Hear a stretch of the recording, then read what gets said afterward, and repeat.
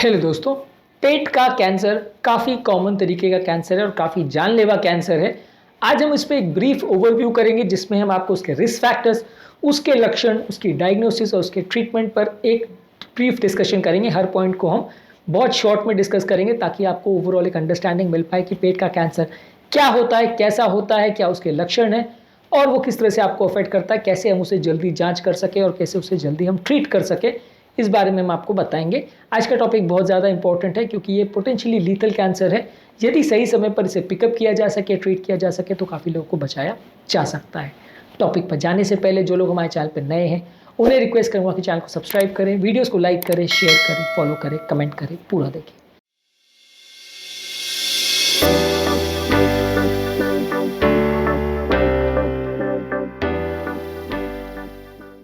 आज के टॉपिक का हर एक पॉइंट इंपॉर्टेंट है। इसमें सबसे पहले हम स्टमक कैंसर क्या होता है, उसके रिस्क फैक्टर्स क्या होते हैं, फिर हम बात करेंगे उसके लक्षणों पर, फिर बात करेंगे डायग्नोसिस पर और लास्ट में बात करेंगे ट्रीटमेंट पर और लास्ट में हम आपको कुछ यूजफुल टिप्स भी देंगे इसके बारे में। चलिए शुरू करते हैं पॉइंट वीडियो।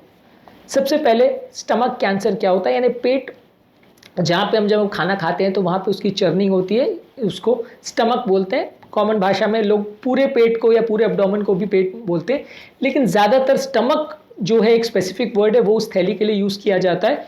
स्टमक मतलब बेसिकली जो थैली होती है जहाँ खाने की चर्निंग होती है, उसी को स्पेसिफिकली साइंटिफिक भाषा में स्टमक बोला जाता है। और यहाँ पे हम स्टमक कैंसर की जो बात कर रहे हैं वो उसी स्टमक की ही बात कर रहे हैं, यहाँ पूरे एब्डोमेन की बात नहीं कर रहे हैं। एब्डोमेन मतलब सारा जो हिस्सा है जिसमें लिवर, किडनी सब कुछ आ जाता है, उसको एब्डोमेन बोलते हैं।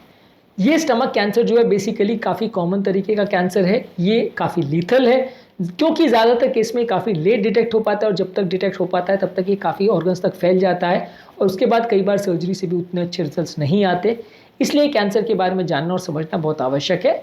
काफ़ी केसेस में ये स्टमक कैंसर बहुत धीरे धीरे करके ग्रो होता है और फिर सडनली बढ़ने लगता है, बहुत जल्दी फैलने लगता है। कई बार वहाँ पे ट्यूमर होता है जो धीरे धीरे करके बढ़ता है और फिर बाद में कैंसर का रूप लेता है। यदि ट्यूमर के स्टेज पे इसे डिटेक्ट कर लिया तो ज़्यादातर पेशेंट की जान बचाई जा सकती है। एक बार वो कैंसर होकर स्प्रेड होना चालू हो जाता है तो फिर मृत्यु बहुत जल्दी हो जाती है। इसलिए काफ़ी केस में अगर आपको कुछ भी लक्षण दिखे, जिसके बारे में हम आगे बात करेंगे, अगर वो दिखते हैं तो आपको तुरंत उसकी जाँच करवानी चाहिए। सबसे पहले हम बात करेंगे रिस्क फैक्टर्स के बारे में। रिस्क फैक्टर्स में अगर किसी व्यक्ति को बहुत ज़्यादा टोबैको खाने की आदत है या बहुत ज़्यादा अगर स्मोकिंग करने की आदत है तो उसको स्टमक कैंसर हो सकता है। किसी को अगर अल्कोहल ज़्यादा पीने की आदत है तो वैसे व्यक्ति को स्टमक कैंसर हो सकता है। किसी व्यक्ति को बहुत ज़्यादा अगर स्पाइसी खाना खाने की या बहुत ज़्यादा पिकल फूड या बहुत ज़्यादा नमक वाला खाना खाने की आदत है, प्रोसेस फूड बहुत ज़्यादा लेता है, फल सब्जियां कम लेता है, बहुत ज़्यादा केमिकल वाला खाना लेता है, तो ऐसे लोग को पेट का कैंसर होने का चांस है। खाने में अगर कोई केमिकल्स या पेस्टिसाइड्स या इस तरह का एक्सपोजर हो रहा है तो वैसे लोग को भी कैंसर होने का चांस ज़्यादा है। किसी व्यक्ति को अगर फैमिली हिस्ट्री है स्टमक कैंसर की या डिफ्यूज गैस्ट्रिक कैंसर सिंड्रोम है, इस तरह की कोई बीमारी है तो वैसे लोग को भी कैंसर हो सकता है।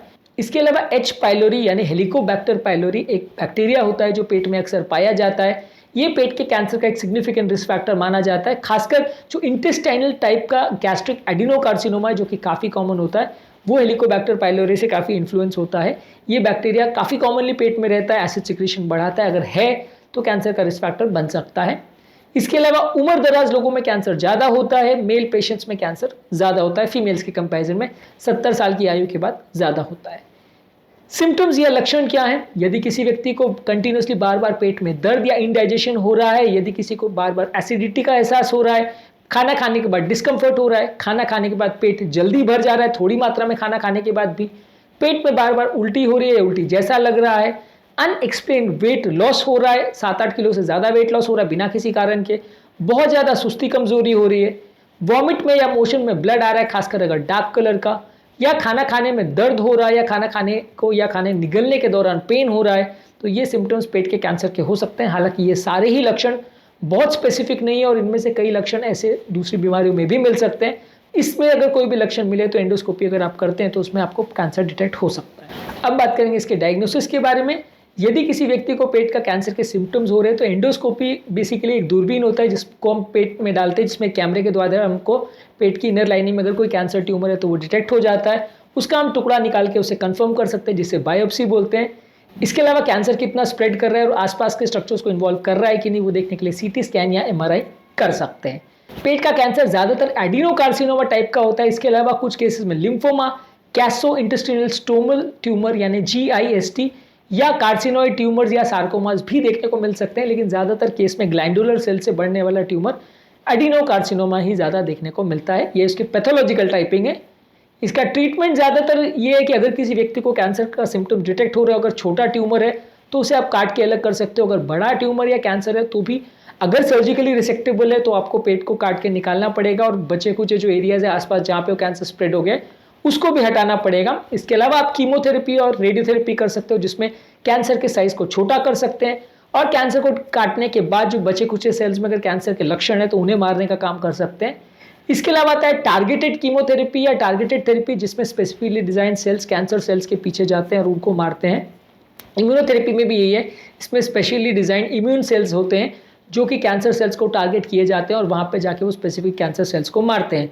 तो ये सारे ट्रीटमेंट पद्धति जो ज़्यादातर हर कैंसर में यूज़ होता है वो यहाँ पे भी यूज़ होता है ज़्यादातर। लेकिन अगर किसी पेशेंट में अगर कैंसर या ट्यूमर डिटेक्ट हुआ तो सर्जरी ही एकमात्र तरीका है जहाँ पे हम पेशेंट की लाइफ को ज़्यादा बचा सकते हैं। और अगर पेशेंट कैंसर अर्ली डिटेक्ट होता है तभी ये सर्जरी पॉसिबल होती है। एक बार कैंसर फैल गया और पूरे शरीर में अगर इन्वॉल्व कर लेता है या उसके टुकड़े पूरे शरीर में फैल जाते हैं तो वहाँ पे सर्जरी पॉसिबल नहीं होती है, और वहाँ पे अगर सर्जरी आप करोगे भी तो वापस से कैंसर पलट के आ जाएगा। लेकिन अगर कैंसर जल्दी डिटेक्ट हो जाए तो आप पेट का पूरा पेट या पेट का कुछ हिस्सा काट के अगर निकाल देते हो तो काफ़ी हद तक पेशेंट को बचाया जा सकता है। यही कारण है कि कैंसर के केस में बीमारी का अर्ली डिटेक्ट होना बहुत ज़रूरी है। इसके अलावा कीमोथेरेपी में एक टारगेटेड कीमोथेरेपी आती है जहाँ HER2 पॉजिटिव अगर ट्यूमर है तो वहाँ पे आप ट्रांसटूजुमैब केमिकल यूज़ करते हैं। और इम्यूनोथेरेपी में एक पेम्ब्रोलिजुमैब करके ड्रग आती है, ये स्पेसिफिकली स्टमक कैंसर के लिए यूज़ करते हैं। ये काफ़ी कॉस्टली मेडिसिन होती है लेकिन स्टमक कैंसर में अच्छे रिजल्ट है इसमें, तो ये मेडिसिन को काफ़ी यूज़ किया जाता है। प्रोग्नोसिस की अगर बात करें तो ज़्यादातर प्रोग्नोसिस इस बात पर डिपेंड करता है कि किस स्टेज पे कैंसर डिटेक्ट हुआ और उसका कितना अग्रेसिव ट्रीटमेंट किया गया।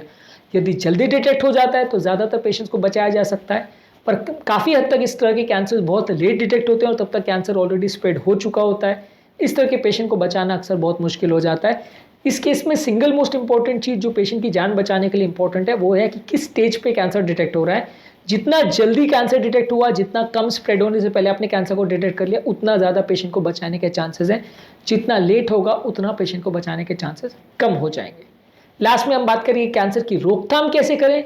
इसके लिए आपको एक हेल्दी लाइफस्टाइल चाहिए, ताज़ा फल सब्जियां ज़्यादा लेनी है, रेगुलर एक्सरसाइज करना है, ज़्यादा केमिकल्स वाला या बहुत ज़्यादा पेस्टिसाइड या केमिकल जिसमें यूज़ किया गया वैसा खाना को अवॉइड करना है, टबैको नहीं लेना है, स्मोकिंग नहीं करना है, अल्कोहल नहीं करना है, और अगर हेलिकोबैक्टर पायलोरी का अगर इन्फेक्शन है तो उसको ट्रीटमेंट करना है।